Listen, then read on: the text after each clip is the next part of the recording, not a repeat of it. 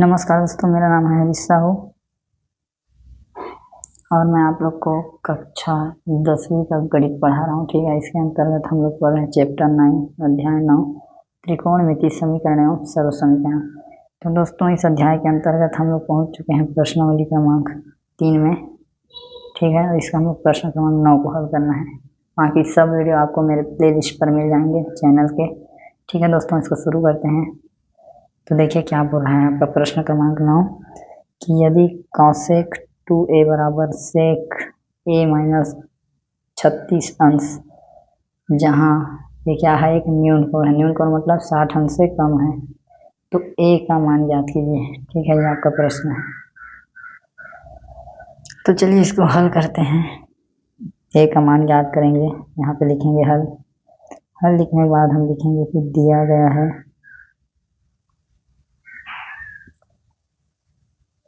क्या दिया गया है, कॉसेक 2a बराबर सेक a माइनस 36 अंश।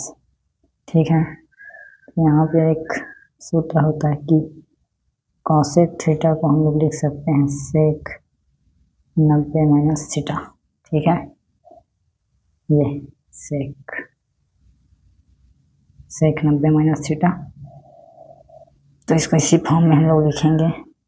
तो ये हो जाएगा सेक ये 90 माइनस थीटा।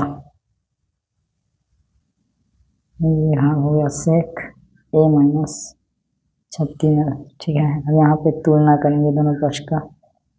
तुलना करने पर तुलना करेंगे तो ये दोनों कट जाएगा।